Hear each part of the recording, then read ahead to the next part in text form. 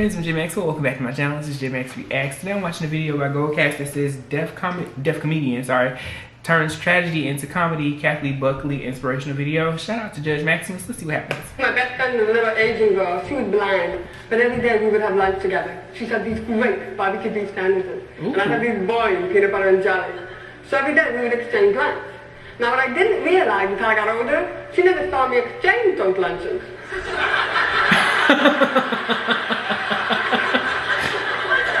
Yeah. But then again, I never heard her complain about it either. Right. One of the first times that I did learn as a child was good morning. And I got to tell you, as a kid, I was so excited that I could communicate that the very next family reunion, I went up to everybody and I signed, "Good morning."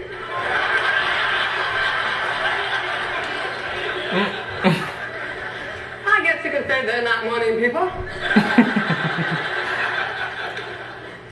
Then they found out today that I had started giving me hearing aids and I started learning how to talk.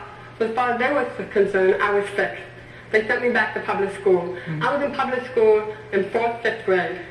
I stole money. I stole candy. I stole things from my house to take to school to give to the other kids because I wanted them to like me.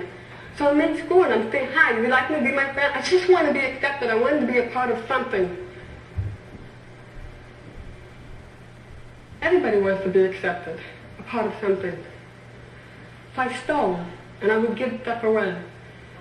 I couldn't understand anything in the classroom. Teachers would have their back up against the blackboard. I couldn't hear what they were saying. By the time one kid would say something, I go to look for their lips, another kid's lips were moving. I was totally lost. I graduated from high school with a 1-point average. I didn't know what to do with my life. I was so lost and so confused for so long. So by the time I was 20 years old, I tried committing suicide 5 different times. Oh no. Now there are going to be some things I'm not going to be successful at.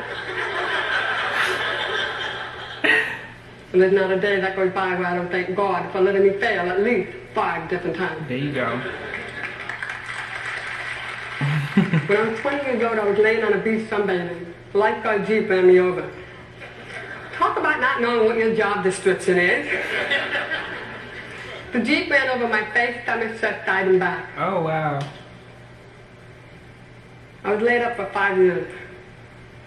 I died at the scene of the accident. I saw life after death. At least I believe I did. Whoa. When it happened to me, when the Jeep ran over my face,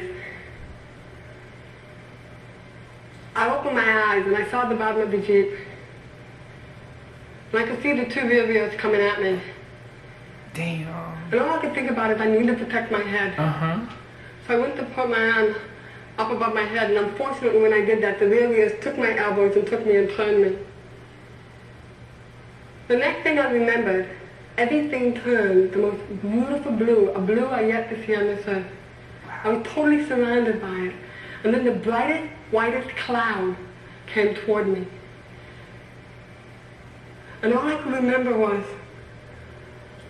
no, I'm not ready yet. And I just felt like I'm not ready yet. Right. And when I said that, everything faded away. And I saw the paramedics started working on me. Laid up for 5 years. In and out of a wheelchair for 2.5 years. They said I'd never walk again. I figured I didn't hear them. I got up and I left. Love it.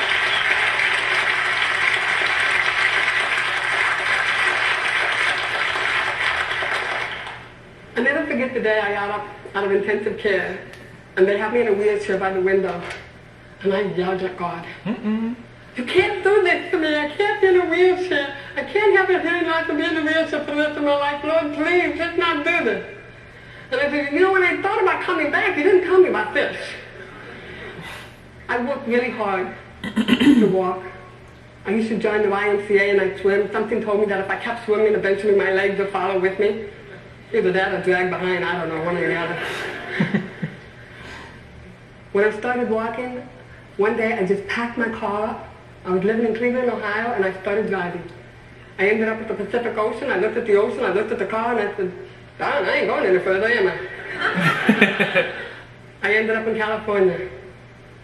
When I was 27 years old, I got diagnosed with cervical cancer. Wow. Now after a while, you get a little upset. So I sit in there, the doctor said, we'll have this surgery. I went in, I had this surgery. 6 months later, I get a phone call, Kathy, we didn't get it all. Oh, man. I didn't know what to do. I was in my apartment, pacing the floor.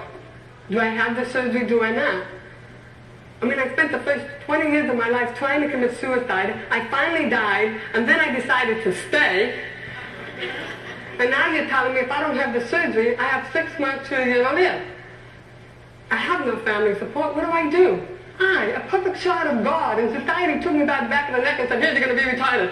Whoa, this is okay. I like this. I like this school. These people are really great. No. Now you have your hearing aid. Just fixed. You're going back to public school.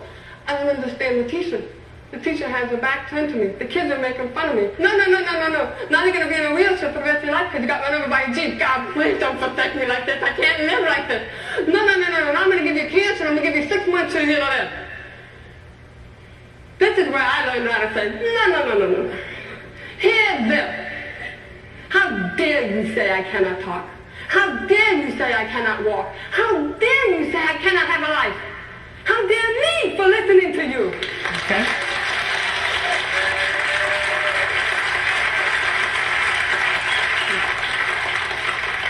I decided to take control of my life, take charge of it. I changed my diet, I changed my attitude, and I've been clean of cancer for over 15 years. Amazing. The gift of choice, it's a gift that's given to you that nobody can take away from you. You have unlimited choices. If you make the wrong choice, you can try to correct it with another choice to make it right. Your life is the most precious gift you'll ever have. And it's the only one you have. You'll come into this world alone, you will leave alone. Who you meet in between is the challenge of how you deal with your life. That's it. Remember, no matter how bad something is in your life, it has a time limit. And women, we know we can drag something bad on forever. But also remember, no matter how good something's going on in your life, that too has a time limit. That's it. Okay, I like that one. I really enjoyed that one because her story is just incredible. Like seeing how you just overcome so much in your life, and you know, we just never know what people are going through.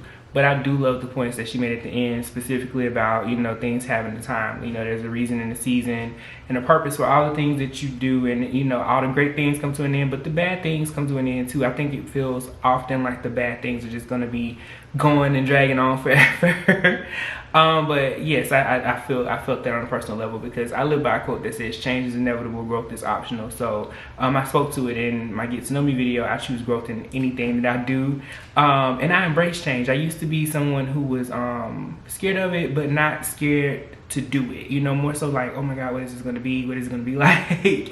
But then you know, now I'm at a point in my life where I embrace it. Y'all can't see my apartment right now. There are boxes packed up because I'm moving in like 4 days.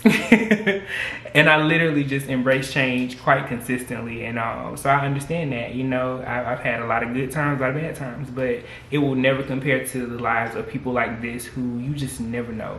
I'm always like looking at, you know, those situations and I'm like, you know, I know they're probably the happiest, most well-adjusted people in their own way, but then I'm always like praying like, Lord, why would you make them? You know, why can't they have what we have? You know, eyes and ears and, you know, mobility and things like that. So that's something that kind of, you know, pulls at my heartstrings a little bit. But this was good. I love that she took a comedic approach to it, and she's able to, you know, laugh at the things, you know, turn that pain into pleasure, turn that pain into comedy, turn, you know, that story into, you know, how you go out there and do good for other people, and sometimes how you make your money. You know what I mean? I love it. I think it's incredible. This was a really good recommendation, Judge. Thank you. Like, comment, subscribe. Until next time. Peace.